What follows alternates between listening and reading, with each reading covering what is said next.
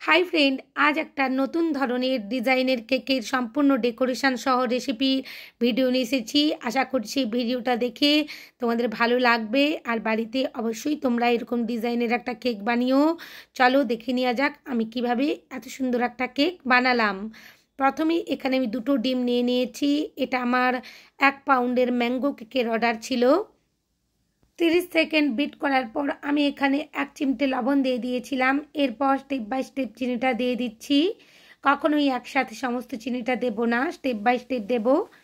যারা নতুন কেক বানাচ্ছ, এই ধরনের ডিজাইনগুলো বানাতে চাও, কিভাবে বানাবে ভেবে পাচ্ছ না, আশা করছি আমার এই ভিডিওটা তোমাদের উপকারে লাগবে। আর যারা নতুন বন্ধুরা, বিগিনার বন্ধুরা কেক বানাচ্ছেন, তারা অবশ্যই ট্রাই করতে পারেন। আর নিউট্রাল জেল নিয়ে যে সমস্ত বন্ধুরা কাজ করতে চান কিন্তু বুঝতে পারছেন না কিভাবে কাজ করবেন, সমস্ত টিপস অ্যান্ড ট্রিক্স আমি এই ভিডিওর মধ্যে দেওয়ার চেষ্টা করছি। আশা করছি তোমাদের উপকারে লাগবে। দেখো এখানে কথা বলতে বলতে আমার ফোমটা রেডি হয়ে গেছে। আর এই ফোমটা অবশ্যই 7 মিনিটের মধ্যেই রেডি করতে হবে, কখনোই বেশি সময় ধরে বিট করা যাবে না। চিনি আর ডিমটা খুব সুন্দরভাবে মিশে গেছে। এই পর্যায়ে আমি তেলটা দিয়ে দিলাম আর এসেন্সও দিয়ে দিলাম। এখানে ভ্যানিলা এসেন্স আর ম্যাঙ্গো এসেন্স দুটোই আমি ইউজ করেছি। এই পর্যায়ে এসে 5 থেকে 6 সেকেন্ডের জন্য বিট করেছি, কখনোই বেশি সময় বিট করা যাবে না তেল দেওয়ার পরেই। এরপর আমি একটা স্ট্রেনারের মধ্যে সমস্ত ময়দাটা ঢেলে নিয়েছি, তারপর চেলে নেব স্টেপ বাই স্টেপ। কখনোই একসাথে সমস্ত ময়দাটা দেওয়া যাবে না, স্টেপ বাই স্টেপ চেলে নিতে থাকবো আর খুব সুন্দরভাবে ময়দাটা মাখিয়ে নেব। এখানে তোমরা হ্যান্ড উইক্সও ব্যবহার করতে পারো। আমার ইলেকট্রিক বিটারের যে কাঁটাটা ছিল সেটা দিয়েই আমি এখানে ময়দাটা মাখিয়ে নিচ্ছি খুব ভালোভাবে। দেখো তোমাদের স্প্যাচুলা দিয়েও দেখিয়ে দিচ্ছি কত সুন্দরভাবে স্মুথভাবে মেখে গেছে ময়দার সাথে ডিমের ফোমটা। আগে থেকে 6 ইঞ্চির একটা মোল্ড আমি বাটার পেপার দিয়ে রেডি করে রেখেছিলাম। সমস্ত ব্যাটারটা তার মধ্যে ঢেলে দেব। খুব ভালোভাবে সমস্ত ব্যাটারটা ঢেলে নিচ্ছি দেখো। এরপর আমি ওটিজির মধ্যে বেক করে নিয়ে আসবো 35 মিনিটের জন্য 140 ডিগ্রি সেন্টিগ্রেডে। তোমরা এটা গ্যাস ওভেনের মধ্যেও বেক করতে পারো 35 মিনিটের জন্য সিমে রেখে। 3টে লেয়ারে ভাগ করে নেব অনায়াসেই। কেকটা খুব নরম সফট স্পঞ্জি রেডি হয়েছে। এইভাবে যদি তোমরা স্পঞ্জ বানিয়ে কেক রেডি করো, সবাই খুবই আনন্দিত হয়ে যাবে, বাড়ির সবাই। আর যারা অর্ডার নিচ্ছ কাস্টমার তো খুবই খুশি হয়ে যাবে আর রিপিটেড কাস্টমার হবে। আমি বারবার তোমাদের একই কথা বলে থাকি, কারণ এই স্পঞ্জের টেস্ট খুবই সুন্দর। দেখো এখানে একটা বোর্ড নিয়ে নিয়েছি, তার মধ্যে ক্রিম দিয়ে প্রথম লেয়ারটা বসিয়ে দিয়েছি। এরপর সুগার সিরাপ দিয়ে সোপ করে নেব। সুগার সিরাপের মধ্যে তোমরা একটু ম্যাঙ্গো ক্রাশও দিতে পারো। আমি এই ক্ষেত্রে দিতে মনে ছিল না, তাড়াহুড়োর মধ্যে ছিলাম তো করে নিয়েছি। তো প্রথম লেয়ারে আমি ক্রিমটা দিয়ে দিয়েছি। এরপর ভালোভাবে প্যালের নাইফ দিয়ে স্প্রেড করে দিলাম। ম্যাঙ্গো ক্রাশ দিয়ে দিচ্ছি। ম্যাঙ্গো ক্রাশ দিয়েও ভালোভাবে প্যালের নাইফ দিয়ে স্প্রেড করে দিতে হবে, যাতে কেকটা কাট করার পর প্রত্যেকটা বাইটে ম্যাঙ্গো ক্রাশের যে টেস্ট আছে সেটা ফিলিং করা যায়। ধীরে ধীরে আমি দ্বিতীয় স্পঞ্জটাও বসিয়ে দিয়েছি আর সুগার সিরাপ দিয়ে সোপ করে নিচ্ছি। কখনোই এখানে সুগার সিরাপটা যাতে গরম না হয় সেটা লক্ষ্য রাখবে। একেবারে ঠান্ডা হলেই সোপ করতে ব্যবহার করবে। গরম সুগার সিরাপ দিয়ে সোপ করে নিলে এই যে ক্রিমটা দেওয়ার পর ক্রিমটা বারবার মেল্ট হতে থাকবে, কখনোই তোমার লেয়ারে থাকবে না আর ফিনিশিং আনতে পারবে না কেকটার মধ্যে। ধীরে ধীরে আমি খুব সুন্দরভাবে দ্বিতীয় লেয়ারেও ম্যাঙ্গো ক্রাশ দিয়ে দেব। আমি এখানে মালাসের ম্যাঙ্গো ক্রাশটা ব্যবহার করছি।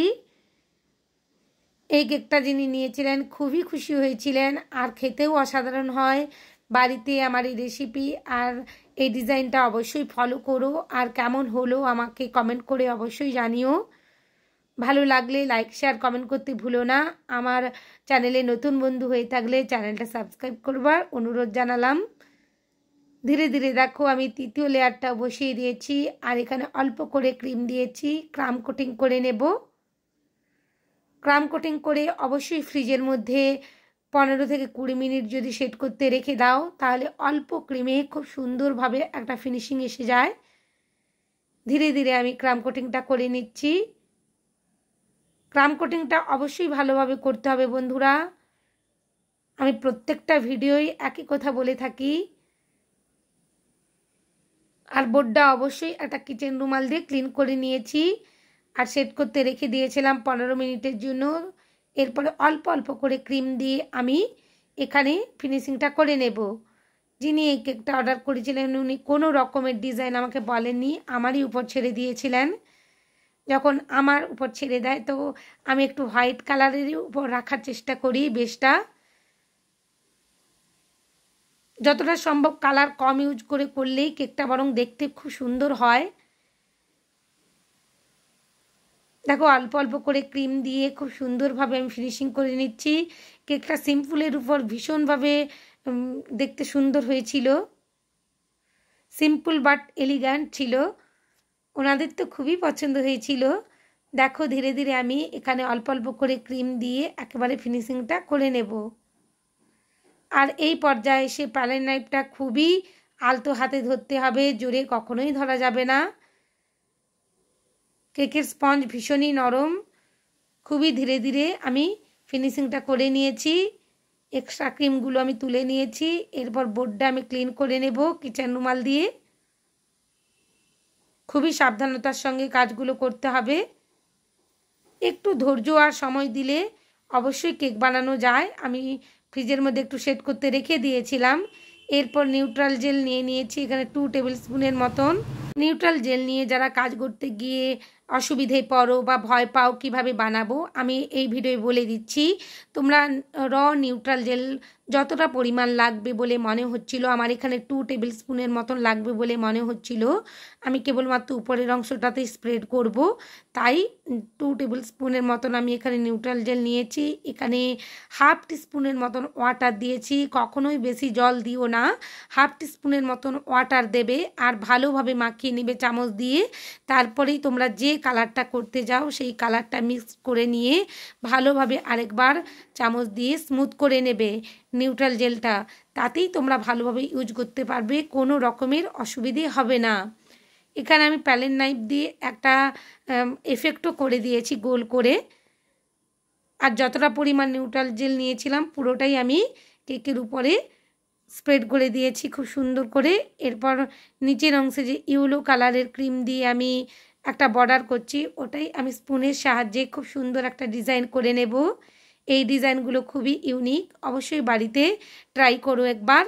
এটা আমি একেবারে হাফ টিস্পুনের যে চামচটা হয়, স্পুনটা হয়, সেই স্পুনটা দিয়ে এখানে আমি ইউজ করছি এই ডিজাইনটা করবার জন্য। খুবই আলতোভাবে টানটা দিতে হবে, কখনোই জোরে এলোমেলো টান দেওয়া যাবে না। কত সুন্দরভাবে একটা ডিজাইন হয়ে গেছে দেখো। এরপর মাঝের অংশটা আমার একটু ফাঁকা মনে হচ্ছিল, আমি ওখানে একটা চকলেট টপার বসিয়ে দিয়েছিলাম। পিঙ্ক কালারের একটা চকলেট টপার রেডি করেছিলাম, সেটাই আস্তে করে বসিয়ে দিয়েছিলাম। মোল্ড আউট করতে গিয়ে এই চকলেট টপারটা একটু ভেঙে গেছিল, কোনো অসুবিধে নেই, আমি প্লেস করে দিয়েছি খুব সুন্দরভাবে। আর এই চকলেট টপারটার জন্যই কেকটা আরও সুন্দর দেখাচ্ছিল। সবাই খুব ভালো থেকো, অনেক কেক বানিও। আর তোমাদের কেকগুলো কেমন হলো অবশ্যই জানিও। অনেক ধন্যবাদ আমার ভিডিও দেখার জন্য।